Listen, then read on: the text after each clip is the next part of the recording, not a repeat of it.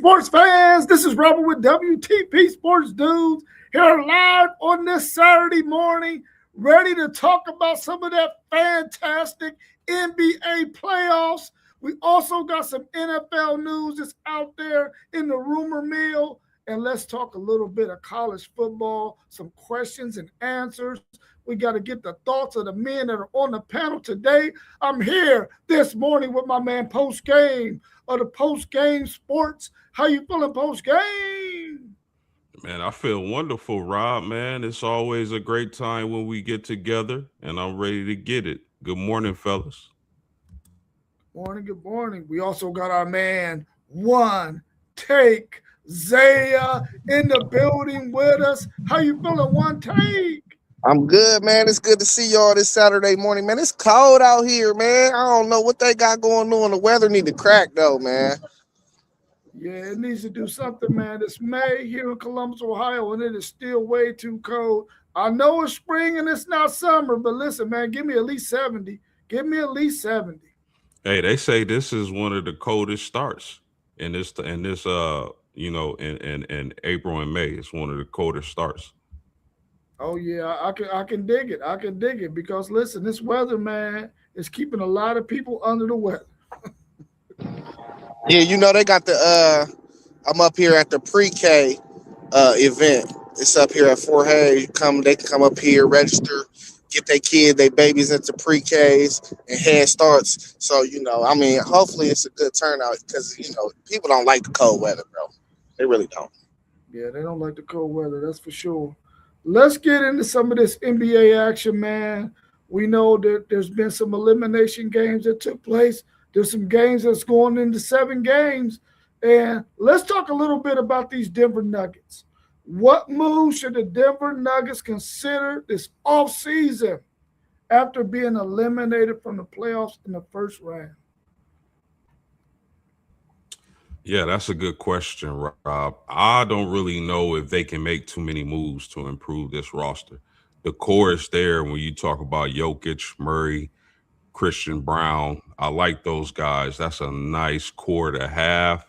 I don't know if it was just the fact that they ran into a team like Minnesota, which they should have beat Minnesota without the players that Minnesota had available. So I don't know, man. I don't know if it's coaching. I don't know. Like I say, I like their core. Maybe you ship Johnson off and see what you can get for him, but I like this Denver Nugget core. They underperformed this season, and it's really sad because I think they could have gave the Spurs a run for their money. Seeing as though how their roster is constructed. But that's a good question. I'm not sure what moves they can make. I mean, Cam Johnson may be a guy on the chopping block, but I like this core, man. They just didn't get the job done. Yeah, I think you just got to find defenders. I think McDaniels called them out, and I feel like it was a lot of stuff that was exposed. Um, Defense, bro. They need defense. I can't identify specifically a certain person, but we seen like Minnesota was just going at them, and that's just deep defenders. You gotta get better defenders around Jokic and Jamal Murray. Um, and Post said Cam Johnson. I thought he was supposed to be a 3-and-D guy originally, so I don't know. Like I think they just probably really underperform. But it's a thing too, though. Matchups is a real thing, and the last few years, Denver has been struggling with Minnesota. So maybe it's just a bad matchup. But at the end of the day, if you want to be the top dog in the West, you got to be a well-rounded team like OKC and the Spurs ultimately to get to the goal. So, but definitely defenders. They need defenders. Yeah, now that you say that, I mean, I wouldn't mind seeing them put a guy who can, enforce the paint, block shots, rebound around Jokic. If they can find a guy like that, I think that would do tremendous for that team. Yeah, do y'all think they will consider getting rid of one of their better players to probably get a guy like that? I wouldn't. Not. I wouldn't. I like their nucleus. I like Jokic. I like Murray. The main problem is health, really, because Gordon wasn't there. If Gordon, I don't know what they can do to improve his health. Maybe go vegan. Who knows? Maybe change the training staff. Who knows? But if they had Gordon, I definitely think they would have been in a better position to win. They should have won the series. Yeah, What you think? I ain't got nothing to add to that. I think you hit it on the head right there. Yeah. So the Eastern Conference got three games that are going to game sevens. What's your thoughts on that? And which one of these teams do you think will prevail in that game seven? Out of those three games, who's going to win it and win game seven?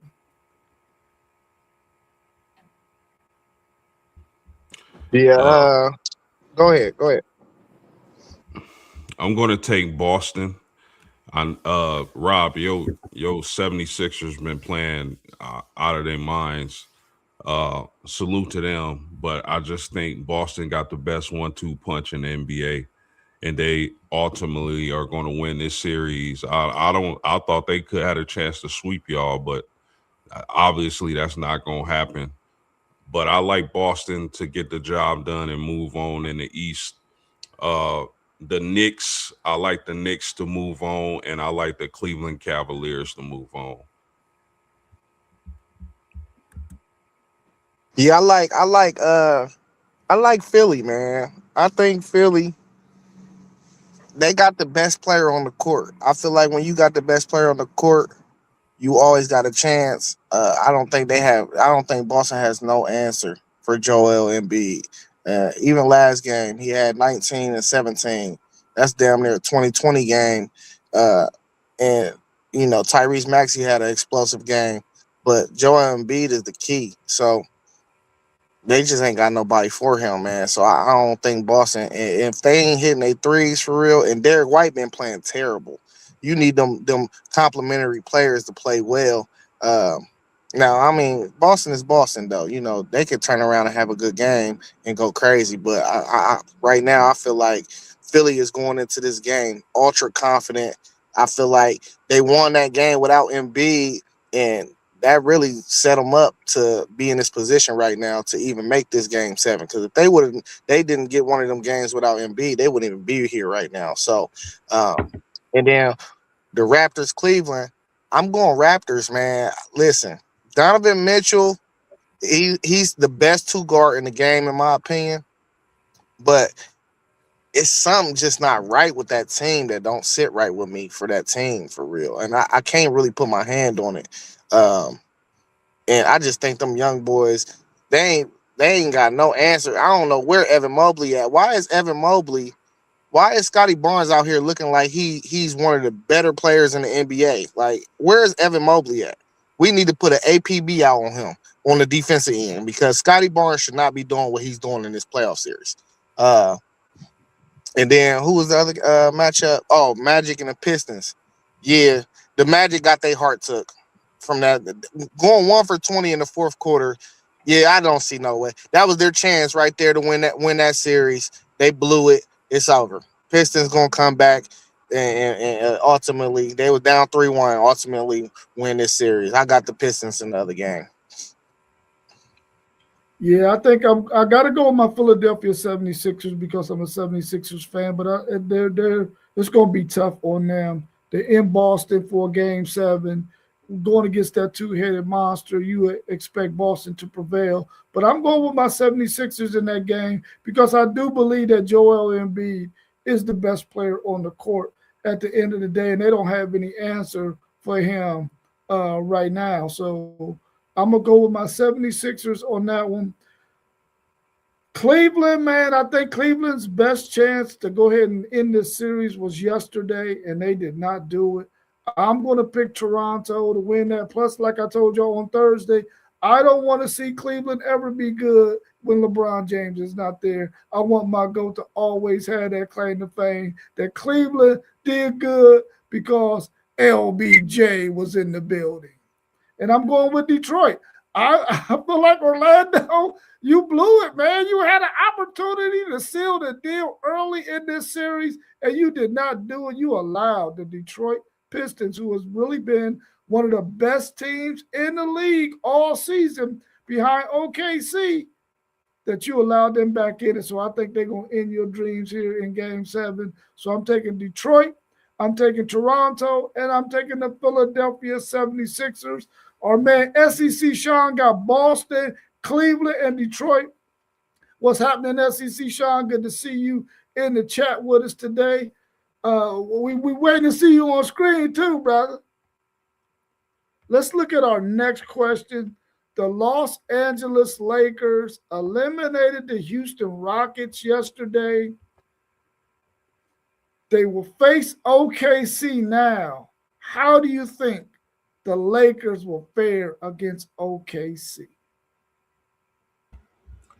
Yeah, this is a tough matchup for the Lakers. I think this is a very bad matchup for the Lakers for the simple point that OKC is probably the deepest team in the NBA, and they can throw so many different defenders. Even if they had a Luka Doncic, they could throw so many different defenders at them. Their pace of play, their depth.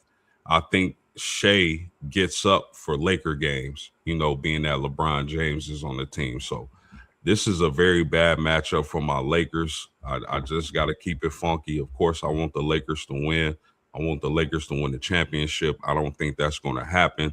I think OKC is going to blow the doors off of the Lakers. I can see them sweeping or gentlemen sweeping. Yeah, man, we getting swept. I mean, all the writing is on the wall. I don't even think we had one game in the regular season where it was kind of a close game, but really they beat us by like 30, 40 points every game we played them this year. So I just don't see it, especially not being at full strength. Even at full strength, I didn't like our chances. So it's sweet. Gentlemen sweet, like post game said. Yeah, I felt like LeBron James was going to get them through this series against the Rockets, but I just can't see it happening against OKC. Like you both said, they're way too deep. They're really a problem for the Lakers, especially without Luka. Is there any chance that Luka will be back? Is there no chance of that? No, it's a chance. It's a chance he could play. He not gonna start the series though. I think he's already ruled out for game 1. Yeah, maybe with Luka they could possibly take this game to 6, but I think it'll probably be a gentleman's sweep as well. Let's turn our attentions to the NFL. And I don't know if y'all been paying attention to some of the free agents who didn't get drafted this past draft, but a lot of the free agents, instead of getting 1 and 2 year contracts, they've been getting 3-year contracts. Do you think this is a good method for the players, or a good method for the owners to have a guy locked up for 3 years who may end up making your team? Because there's some really good free agent players that have been picked up by some teams that could possibly make teams, because we all know that the NFL always is loaded with free agent players on their roster, and you get to lock a guy up for 3 years on that minimum deal. Who does that favor, the players, or does that favor the owners? 100% the owners. Because you got to think, like, if this player underperforms, even though he's a free agent, you want to see him perform, and make a good living in the NFL. But even if he underperforms, or let's say he gets hurt, that favors the ownership. They're not locking that player into a long-term deal, an expensive deal. So at the end of the day, it's good to get signed as a free agent, get your chance to shine, and hopefully they make something of that chance to shine. But all in all, it favors the ownership. Yeah, these NFL contracts get complex too, though. You could be on a 3-year deal, but what is the guaranteed money in the contract? And then it be language like, all right, if this player is on your roster by June such and such, it's this amount of cap hit. So I think it's really a player by player basis. But we already know if these NFL teams is signing dudes, they gonna make sure it benefit them more than it's gonna benefit the player, especially if it's not a guy that's like gonna absolutely just change the outcome of your team. So we already know how the business side and sports work, man. These owners are looking out for themselves. Yeah, I agree with you both on that. It's definitely going to benefit the owners. I know as a player, you probably are thinking to yourself, "Oh man, I at least got me a 3 year contract over a 2 year contract." But the reality is, you can still get cut and not make the team. So that 3 year contract is out the window if you don't make that team. Now, if you do make the team, you got an opportunity to maybe do something in year 1 and 2 to maybe sway those owners and say, "Listen, I got to get this guy on a real contract and not this free agent contract." So it could possibly work both ways, but in most situations, once they got you locked into a contract, that's what they want you to have to live out, and that benefits the owners in almost all situations. What do y'all think about this situation with Lamar Jackson possibly playing in Baltimore, maybe one more season and that be it? Do you think that's a good move for Baltimore?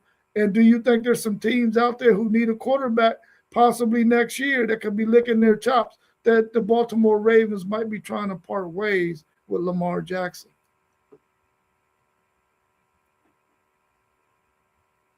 Man, Baltimore will be silly to let Lamar Jackson walk out the door.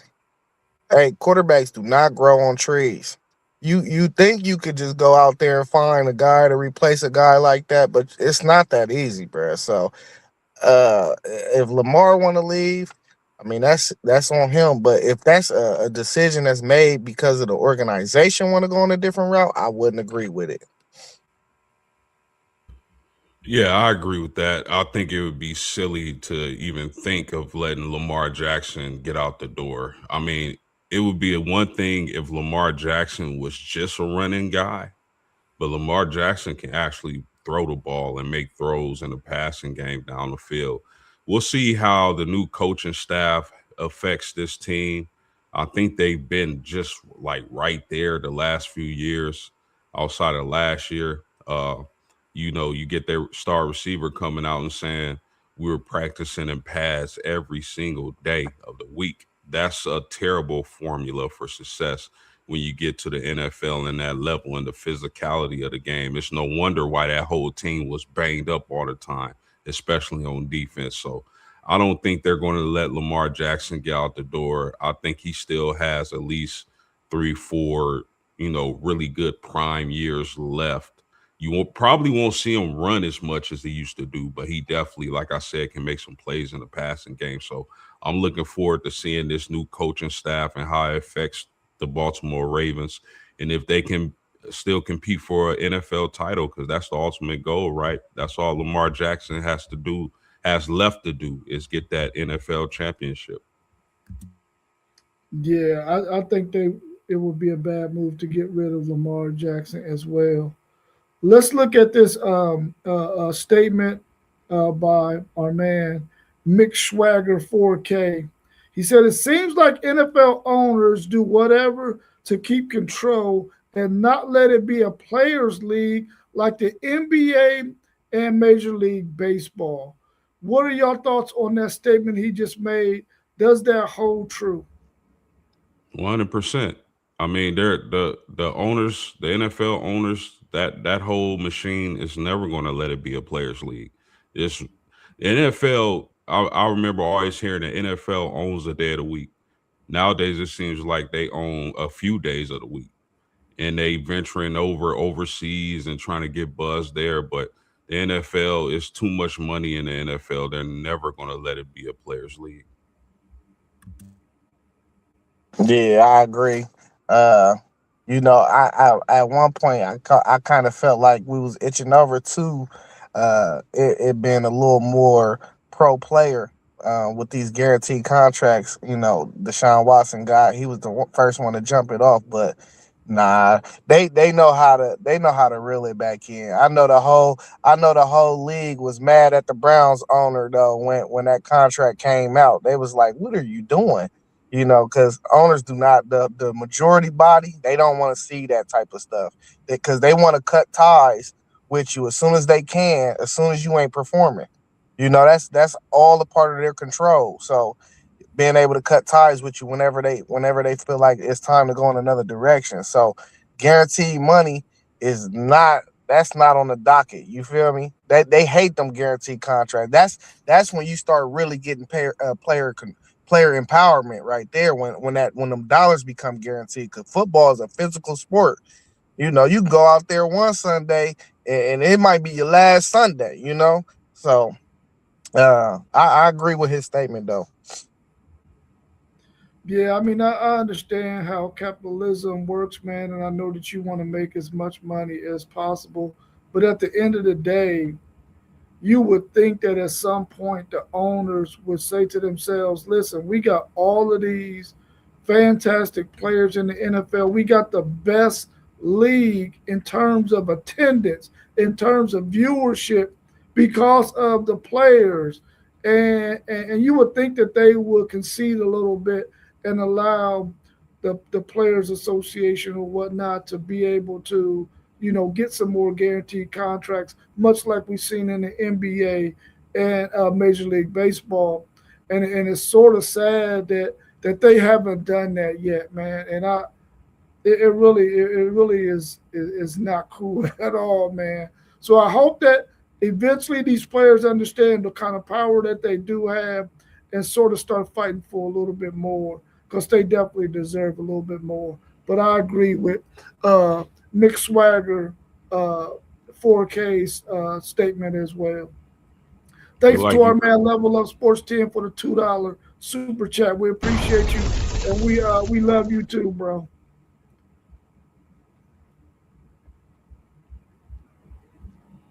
Was you gonna say something else, post game?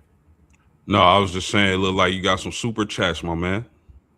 Yeah, I'm checking him out right now. We got our man Mossberg of Level Up Sports 10. He's out there at our sponsor, KT's Good Eats, over there at Witten Farm, over there off of Winchester Pike. So if you get a chance to go grab some food at lunch, please go over to Witten's Farm right there where we got our man KT's Good Eats, one of our sponsors for this show today. Go check them out. They got some really, really good food. And we thank you once again, Mossberg, for the super chat. And he's also plugging because he's over there working today. That address is 3341 Winchester Pike. Go over there and get you some KT's Good Eats. My man Kevin Bird, him and his wife, man, they got one fantastic food truck. So go check them out. Let's turn our attention some more to this NFL action, man. What do y'all think about? Um, we got some teams out there in the NFL who possibly could be tanking because of next year's crop of quarterbacks that are coming in. Do you think that is a real thing that might happen this next upcoming NFL season? I mean, yeah and no. I think, like for instance, I think Pittsburgh. I think they know they probably won't contend in the AFC North. So that'd be a team looking for a franchise quarterback who probably would be drafted in the top 10. Arizona, although I do like that offense at Arizona and the pieces that they have, I think they have some really good pieces. I think that's a team to look at when you talk about getting your franchise quarterback in next season's draft. Uh, who else? Maybe the Jets. The Jets are a team looking for a franchise quarterback. I know they got Geno, who should be solid, but they looking for that franchise guy. So those three teams, I might be missing some, but definitely those three teams are some teams to look at. And I know out of all those teams, I like Arizona's offense the best. You You get a franchise guy to go with the pieces they got in Arizona. Now you cooking with grease. Yeah, I feel like a lot of the teams that still need a long term solution at quarterback, I don't even think they need to tank. I think they're still going to be bad anyway. So like tanking is like you're purposely trying to lose. I think like Arizona, for instance, I think they're still easily the worst team in that division. So I mean, how many games are these teams going to win? They're going to have top 10 picks, and they'll be able to draft their guys. And moving up ain't if you identify a guy, moving up ain't nothing. Yeah, Yeah, I think the Jets still have 2 first-round picks going into next season. So that would be an interesting team to watch and see if they do exceed expectations and win a few games, how they'll navigate those picks to get their franchise guy. Yeah, like Pittsburgh is one team too that like I feel like they could be good enough to just like quite be like outside, but they need a quarterback. They need a long term solution. But it just I feel like it ain't in the Pittsburgh blood to just go out there and tank. You know what I'm saying? Yeah, and guys, I feel like this class is so loaded at the quarterback position potentially with a lot of guys where you probably won't have to have necessarily a top 5 pick to get a really good franchise quarterback if everybody who can come out comes out in that draft. Facts. yeah. I was thinking the same thing. I think that there's enough quarterbacks in this draft, and there's only so many teams that are really looking for a franchise quarterback at this point. Um, that I don't think anyone needs to tank in order to get a good quarterback in this next year's draft. So I don't think there will be anybody tanking. They're like one take Zaya said, they're just going to be horrible anyway because they really just don't have all the pieces yet, and really probably a quarterback away from winning 8, 9, 10 games in the season. So hopefully, we don't see anybody out there doing none of that fake stuff like we see in the NBA. Let's turn our attentions to Hold on. Let me say this too, Rob. You yeah. know, and we got to be careful, man. We think this is going to be a deep draft all the way here now in May, but we seen about 4 or 5 dudes that was in this draft this upcoming year that was supposed to be first or second round guys that fell and didn't perform.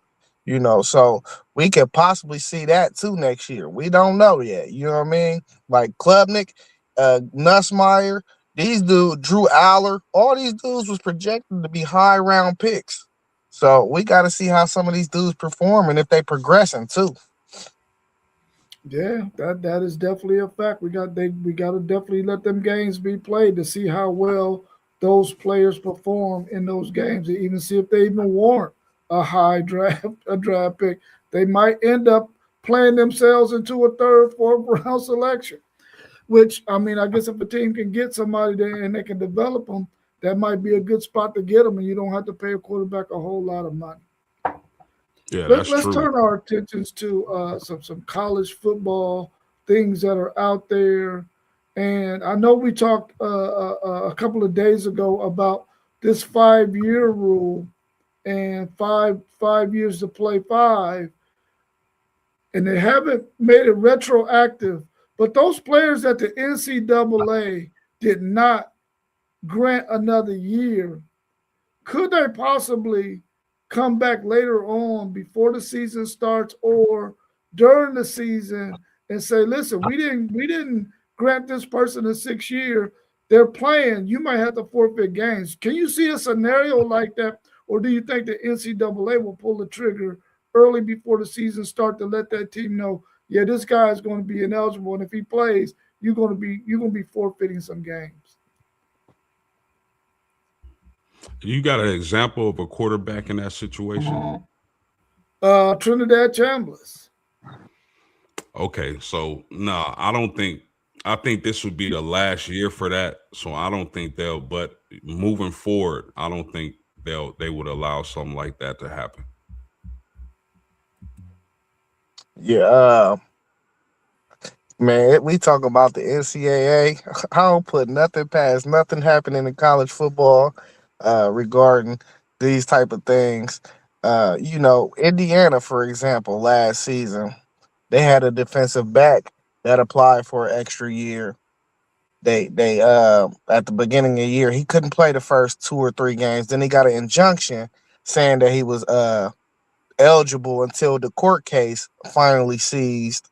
And then by the time the end of the year rolled around, when they figured it all out, it happened after the season. They was talking about them having to vacate the national championship because of this player.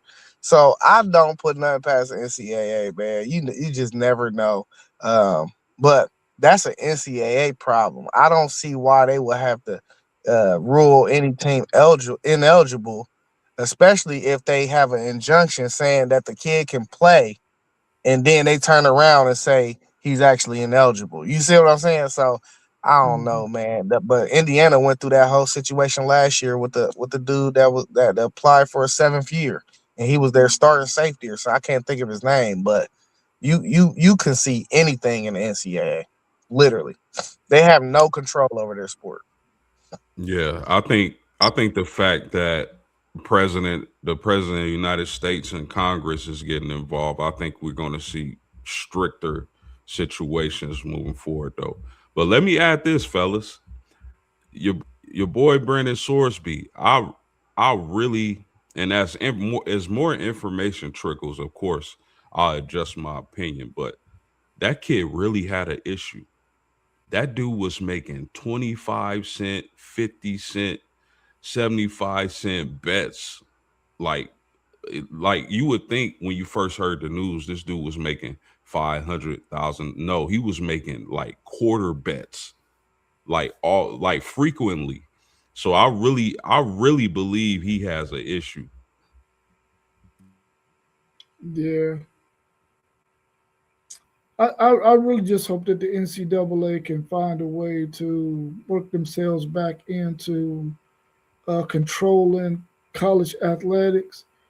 I think they're off to a pretty good start in trying to get their teeth back in, even though they're going to be dentures.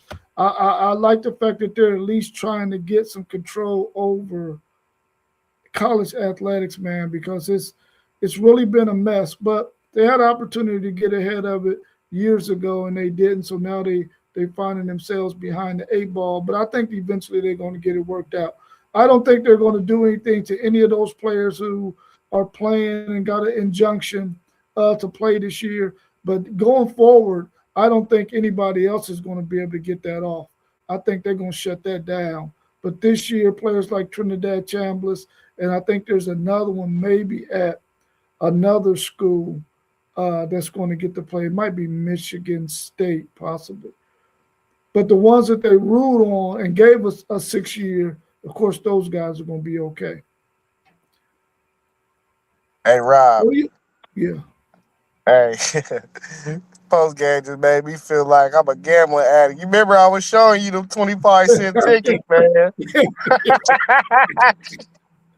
Yeah, yeah. I wasn't going to mention that, though. I'm good though, man. I'm good. Hey, I don't gamble no more than $10 a week, y'all. I'm good. I'm all right. Yeah. What do y'all think about SEC Sean's uh, he's asking a question right here. Did we see the starting quarterback from Minnesota was arrested for using a fake ID and underage drinking? How do you think a situation like this should be handled by the NCAA when something like this happens? Or is this something for the university just to deal with?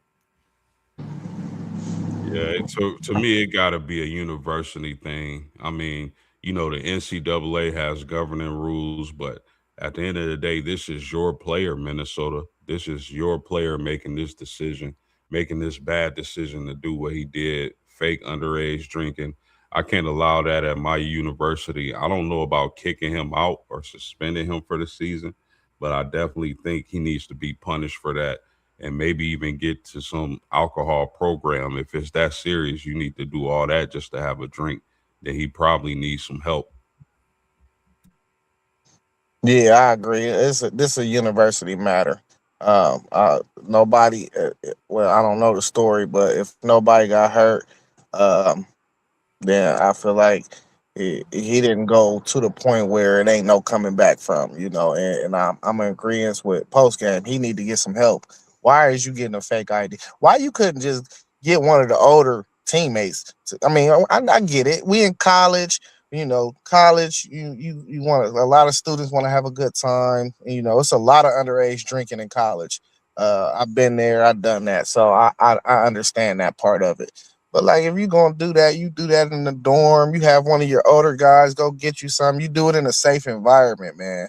That's the only thing I think. But it is a lot of underage drinking in college. It is what it is. There's no way around that.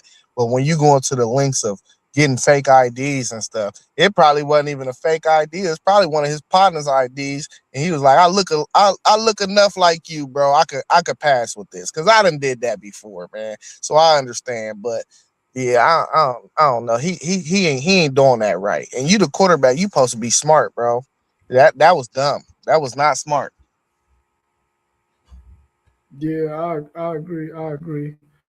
You just there's just something you can't do because when you're playing college athletics, you're gonna already be up under the microscope, so you don't want to take that chance.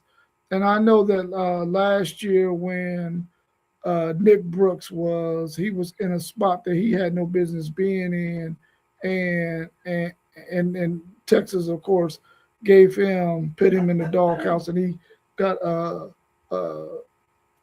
cut his playing time because we expected him to be a player who played a lot. He eventually started playing later on in the season, but he could have been getting a lot of valuable reps earlier in the season had he not, got caught in that situation before the season had started. What do y'all think about what scenario needs to happen for Jeremiah Smith to be the number one pick next year in next year's NFL draft if he decides to come out after his junior season? Yeah, man. I believe Jeremiah Smith will be the top player on the board, but that doesn't necessarily mean he'll be the first player drafted. You see, uh, think about it. Mel Kiper had Jeremiah Love as the top player on the board, but went third overall.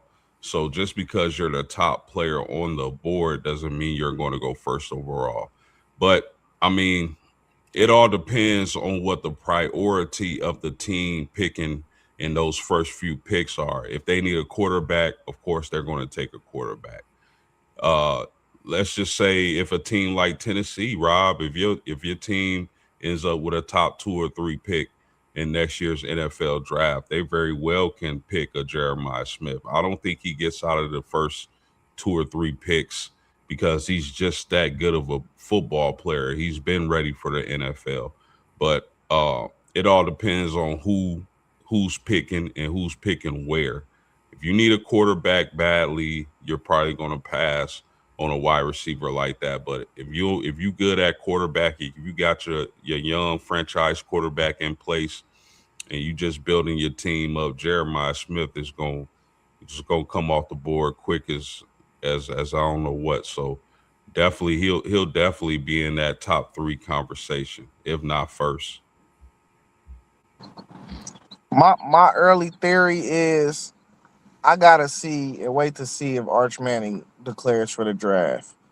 If Manning is on the board, I don't think nobody's gonna pass up on a Manning as the number one pick. If he's not, which I think is very possible, he could go back to school again and continue his development. I think Jeremiah Smith will have a chance. Because when we looking at the board, we looking at Dante Moore, we looking at a Lenore Sellers, maybe a Sam Levitt might be up there somewhere. It's a multitude of different quarterbacks. Julian saying, um, and I just think if you the right team, especially like if you like the Raiders and you just drafted a quarterback, if the Raiders are terrible again and they are up there somewhere in that 1 or 2 area, maybe they can get right there at number one. Yeah, what that's the last thing they need for real. Honestly, for me to complete their offense, if Mendoza looked promising, you got the tight end, you got the running back. Now you gotta get the receiver. Um, and even like other teams though, like the Jets, I could see the Jets going quarterback. Uh, but like all the other teams, I could see them going quarterback off rip. Like, and it just depends on what the attrition look like in that first round with that first round talent of the quarterbacks though. Because if it's like three or four guys there, it's about 5 or 6 teams that I can identify that need a quarterback for real long term situation. But it's hard. I see Calvin Johnson and then I see Jeremiah Smith as far as NFL prospects coming out of college. It's gonna be hard to pass up on him, bro.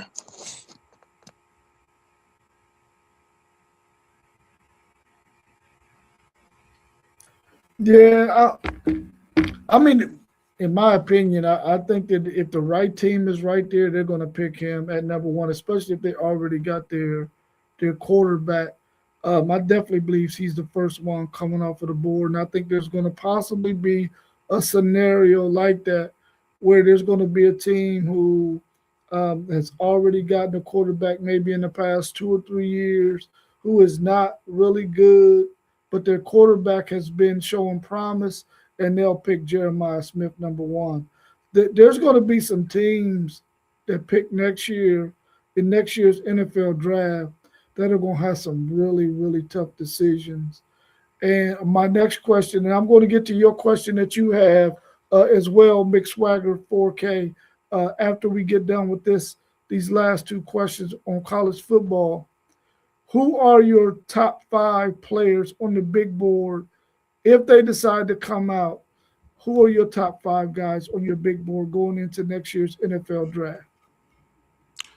I'm going to say Jeremiah Smith, Arch Manning, Colin Simmons, CJ Carr, and Leonard Moore. Is it in that order? No particular order. That's just my top 5. Yeah, my top 5 heading into the year, I'll go Jeremiah Smith, Arch Manning. I like Colin Simmons too. I probably say Cam Coleman, and then I'll say Dante Moore. Yeah, Dante Moore. Okay. Is it in that order? It's in that order. In that order. Yeah. Well, my order would be Jeremiah Smith number one. I'm going Dante Moore number 2. I'm going Leonard Moore number 3. I'm going Arch Manning 4, and I'm going Colin Simmons number 5. Is there somebody outside of those names that you picked that you feel like could possibly get into that, can possibly be your top 5 if they have a phenomenal season? What's one of your outlier guys or honorable mention kind of guys? Dante Moore for me. I know y'all mentioned Dante Moore. I didn't have him in my top 5. If we get an Arch Manning and CJ Carr in this draft, I think their upside is a little better. SEC Shine just mentioned Chambliss. I think that's a guy who can really improve his draft stock. But Leonard Moore for sure is locked into my top 5. That dude is a long, rangy, shutdown corner with elite speed, elite size, everything. He's definitely going to be a top 5 pick. But if I can say somebody that just didn't make my list, it'd be Dante Moore.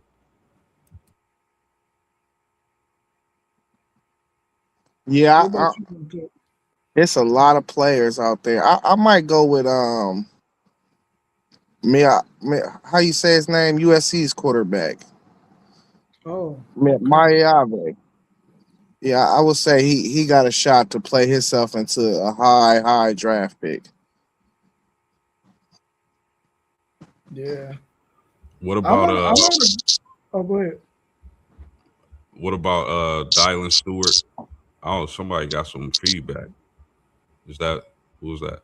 Oh, okay, good. But I would say the pass rusher from South Carolina, Dylan Stewart. Again, SEC Sean brought up Lagway. If Lagway is able to put up those brutal quarterback numbers that we like to see in the Big 12, and I think he can play his way up in there as well. Yeah, I want to mention that I can't even remember this offensive tackle's name, the one who transferred from Colorado to LSU. I think he has a chance. What's his name? Y'all know his name, by the way? I know his last name starts with an S, I believe. Yeah, that's Jordan Seaton. Jordan That's a Seaton, yeah. yeah, he might be the top tackle coming out. Yeah, so he got to be up there too. Yeah, if he has the kind of season that we expected him to have these first two seasons at Colorado, I think he could possibly make his way into that top five. But I like everybody that was mentioned too. I like Chambliss. I like Lagway. I don't think they're going to make it into the top five because we just named some really good players that are in our top five. Man, I don't think they quite get there, but I can definitely Hey, see them in the top 15. we forgot about the ultra gunslinger though, man. Darian Mensah. Darian Mensah might Yeah. be the best quarterback prospect for real to come out for real. Yeah, it's very very possible. It's very very possible. I'm trying to find that question from. Okay, there you go. Mick Swagger, 4K. He says, should all leagues prioritize players' well-being more, or is it only so much they can do?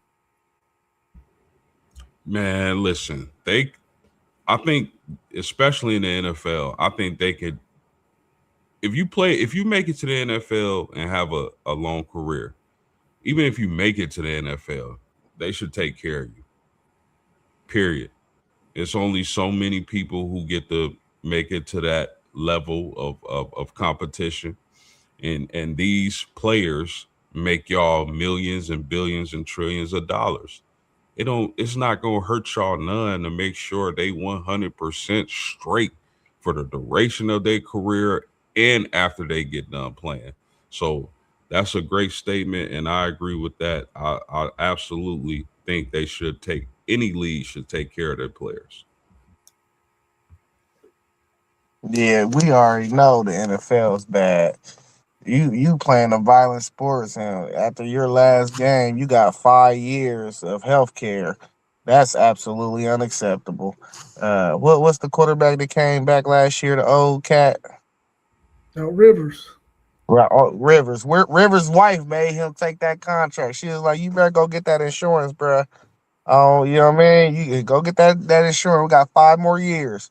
So I know for sure, definitely the NBA. Now that I mean the NFL, but the NBA, I think the NBA does a solid job, man.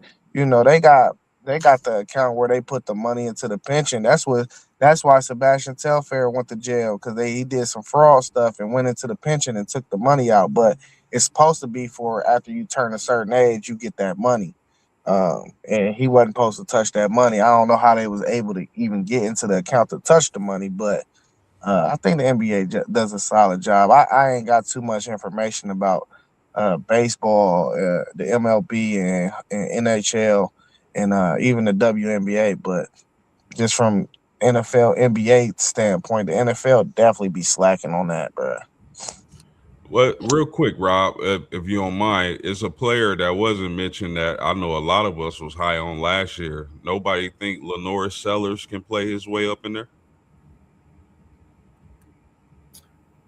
I mean, I think he has all the physical tools to be able to do so. I just don't know if he has the team around him to be able to make that happen. But he's definitely a talent, and I think that you'll probably have, and like I said a couple of times on a couple of different shows, the last 2 or 3 years, the NFL draft has, especially in the first maybe 3 rounds, have had some really freaking talented college football players, man. And I think that you got a lot of NFL teams out there who probably recognize Lenore Seller's skill set and his talent and probably would love to have him fall to them in the second and third, possibly even the fourth round. So I think he could do that.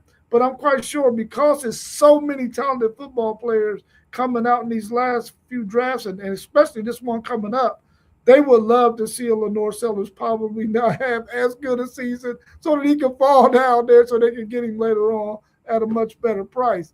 Um, but man, I think he could really do it if the players step up for him like they need to, and they can have a really good season. I think he could play his way up into definitely this early second round.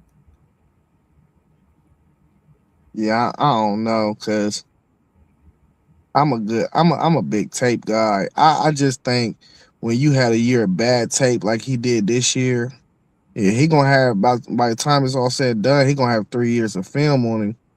But like, would you think his film over the 3 year stretch is gonna be better than Dante Moore or Arch Manning or even Julian Sand? I mean I think he might, if he have a solid year, he gonna go in the first round, maybe second round at the latest. But I don't see no way. Even Trinidad Chambers, if Chambers ball out how he was balling out, I don't see no reason why program would probably take him over them. Just because he's just not a refined enough passer for me. I'd be scared of guys like him. You know what I mean? Like the mechanics is a little sloppy at times. I rather if I'm going to draft an athlete, I'd rather have somebody like Arch Manning or even Dante Moore. They're not as athletic as Lenore Sellers, but I just like their passing capability way more than I like Lenore Sellers. You want an athlete at quarterback. Even Trinidad remind me of a young Russell Wilson. So like, I don't know. I just think he got enough film on him for real where he's still gonna be a work in progress. He's not a day one guy. You're gonna have to put resources in to growing him. Yeah, 100%. But I will say, fellas, if he gets to that NFL combine and puts up crazy numbers, similar to what Anthony Richardson did, somebody could fall in love with him and take him in the first. I wouldn't take him over those guys that were mentioned, but definitely somebody can trade into that first round and take it if he puts up mind blowing numbers. You know, the NFL love doing that. Yeah. SEC Sean said that there's a sleeper quarterback to watch for next season, and that's Kamario Taylor from Mississippi State. We got to see him in that bowl game, and he really is nice. Is there some other quarterbacks out there? Because we're talking about all these guys who are going to be juniors. Is there anybody that we know is going to be playing in their first season at quarterback that might be a sleeper this season that might be taking a back seat to those big name guys that we just named here earlier?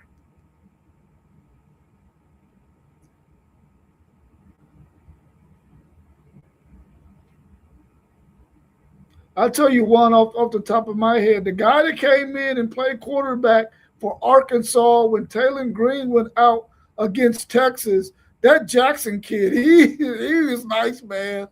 I'm kind of scared of him. And I think we play them again this year. I think we're going to play them every year since that's one of those rivals.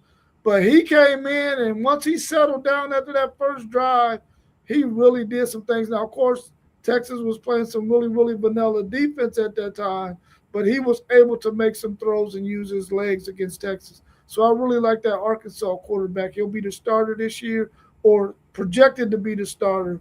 I got him as my sleeper. I would say one guy who I got a lot of insight on that I would tell anybody to keep their eye on is Kenny Minchey at Kentucky. Kenny Minchey is a dude. A lot of people expecting him to beat CJ Carr in that quarterback competition. And then let me tell y'all this.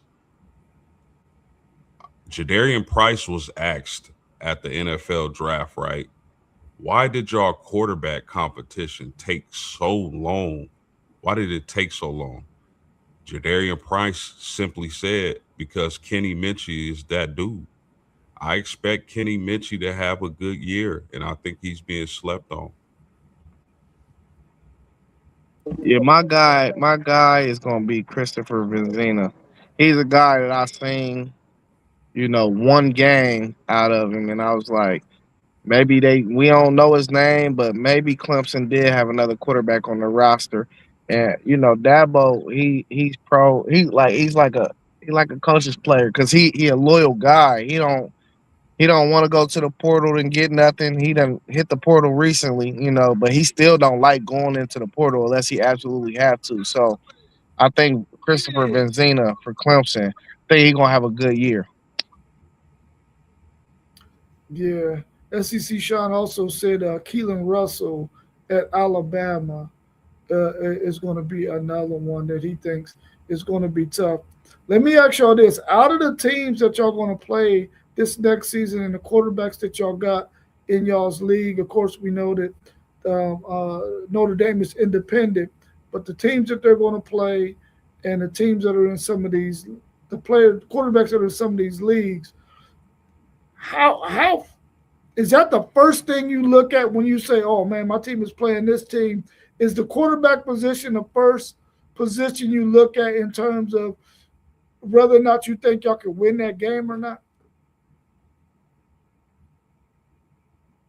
I mean, the first I'll probably look at the starting quarterback, but I'm a guy who like to look at all aspects when we or when it comes to the opponent we facing. It's normally quarterback, defense, and then I'm looking at the defense, seeing who their playmakers are, seeing where their weaknesses are, seeing where we can take advantage of some things at an offensive line, of course. Yeah, college football is a little different for me than NFL in the aspect of when I look at NFL, I be like, all right, especially when we talk about divisions, you be like, all right, who got the best quarterback? Typically, whoever got the better quarterback in the NFL, typically you expect that team to probably have a better chance to win. I think college football is a little more. It got a little more different dynamic because you could take a guy like, for instance, Rocco Beck. We don't think he's the most talented dude, but we know he a dog, and we know the team gonna get behind him. So I wouldn't say that it's quarterback for me. It's really a case by case basis. Like if you was just to mention throw a team out there of what I'm gonna think about first. Like you might say Michigan. The first thing I'm gonna think about is the trenches. What dudes they got in the trenches? You know what I'm saying? Yeah, I don't instantly go to quarterback though in college. Yeah, well, for me, that's the first thing I'm looking at. What can their quarterback do to cause issues for my defense? And I'm looking at that first. And I think this year Texas is playing some really, really talented quarterbacks. And they played some really talented quarterbacks last year. And I really like what Will Muschamp is doing this year with that defense as compared to what PK's style of play is. But man, I'm still concerned about some of them quarterbacks that we're going to face this year, and it's going to be a tough road for Texas, especially if they're in some close games down the stretch, and you got a quarterback that can do something with their legs and with their arm. So I'm definitely looking at that first and foremost. Anything else y'all want to add before we wrap up? We're right coming up on 1 hour.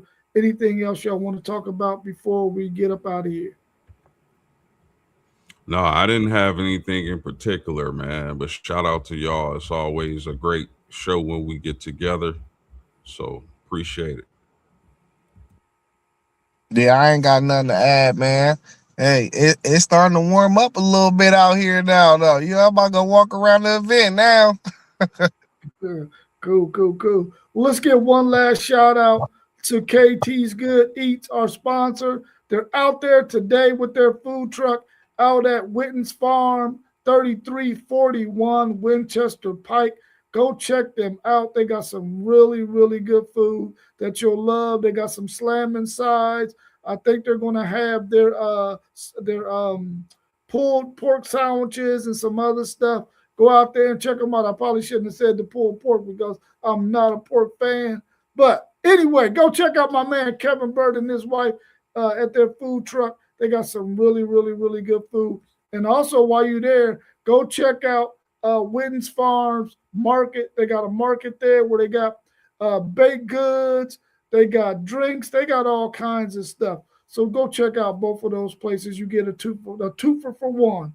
If you go by there today, go check them out.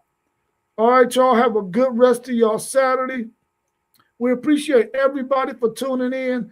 Make sure that when you go rewatch this, check out all of our channels, subscribing across the bottom. We all have our own individual channels that we want you to support as well. So go check us out there, and also go to our website at WTPSportsDudes.com and check us out on Spotify and on Patreon at WTP Sports Dudes 2026.